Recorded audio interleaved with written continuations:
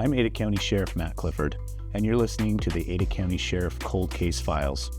In this episode, we're looking into the case of an unidentified man whose body was discovered in a canal near Federal Way and Findley Avenue in Boise on August 16, 1998.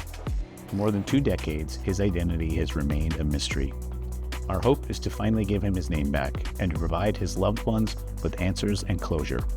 This episode contains discussion of death and may include details that are disturbing to some listeners. Listener discretion is advised.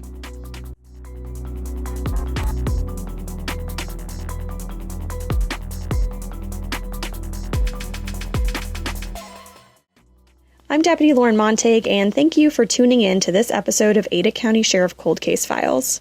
Joining me now is Detective Tim Cooper, our dedicated cold case investigator here at the Ada County Sheriff's Office. So right now you're working on a 1998 case involving an unidentified John Doe who was found in a canal near Federal Way and Findley Avenue in Boise. Can you give us a little bit more information about the case, where he was found, maybe some physical description of what he looked like or what he was found with? Yeah, the gentleman was found about 100 yards east from the old Findley footbridge that is in the vicinity of Federal Way in the canal there. He was found submerged in the water. He had become hung up on some metallic infrastructure. And he would be described as a white male adult. He was estimated to be between 40 and 50 years of age. He was approximately 6'2" to 6'3" in height, and he weighed approximately 160 to 170 pounds. He had good teeth. He didn't appear to have any obvious health defects. There was no obvious signs of trauma or that would indicate foul play. He had no drugs in his system, a very minor amount of alcohol, the equivalent of about a beer. So it's not believed that he was intoxicated at the time. He had some items on his person. His clothing was a green pair of green pair of sports shorts. He had yellow nylon pants. He had black denim pants, a belt, brown pants. So yes, he was wearing 3 layers of pants. He was wearing hiking boots. And we thought that was obviously a little unusual. This was August. For a gentleman to be wearing 3 pairs of pants, it seemed different. He was carrying or believed to have been carrying a purple knapsack as this was found with him. There was a plastic medication bottle that was in the knapsack. It had nothing in it, and there was no label intact from which we could work off of to try to determine who he was or what the medication was that had originally been in the bottle. He had a red pocket knife. He had a few keys that were not such that we could run down any further leads based off of those. He had a gold colored rock that may have been of some sentimental value to him. A broken compass. A silver piece of jewelry that would kind of resembled a broken ring.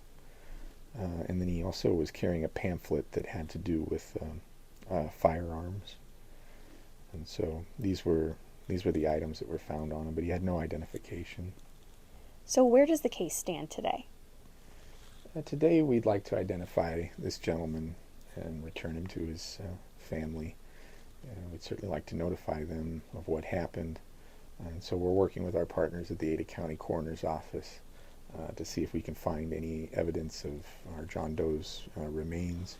We do have some indication that some of that type of evidence was retained by the coroner's office, and so just as of today there is an ongoing search by our friends at the coroner's office to see if we can find that evidence, and with that we should be able to submit DNA to see if we can get some familial hits and learn a little bit more about who our John Doe is. If that does not work out, we do know where he was buried, and so perhaps in the future we have some steps we can take in that direction to better identify him if this doesn't work out. Do you know if he's currently listed on any of the online John Doe networks or anything like that? That's a great question, Lauren. As to whether he's on any of the online databases, we have NamUs, the Charlie Project, the Doe Network. They're all great resources, which we have people call in some things they find on there sometimes. Unfortunately, I can say I've done my own search and other detectives in the past as well. We don't see anyone from our immediate area or even outside of that a little bit that would tend to correspond with our John Doe. There were a couple of close matches, you could say, but we were able to rule those out over time. So I don't know that he's in any public database as far as being a missing person.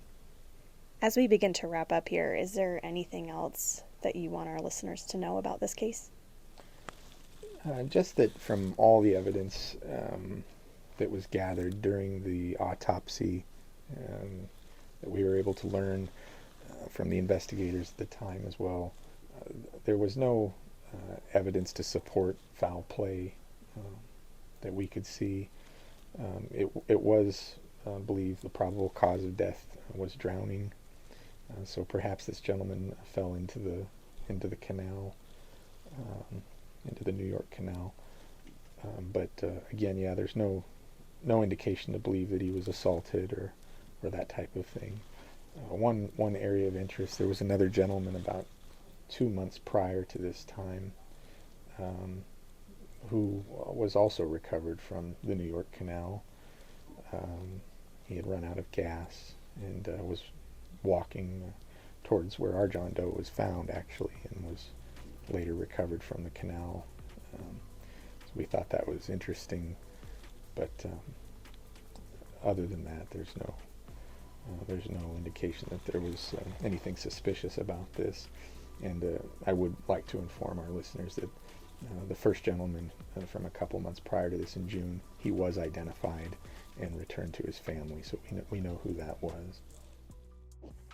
Thanks for listening. If you have any information that could help identify this man or explain what happened leading up to his death, please reach out to us at acsotips@adacounty.id.gov. You can also share an anonymous tip through the Ada County Sheriff's Office app.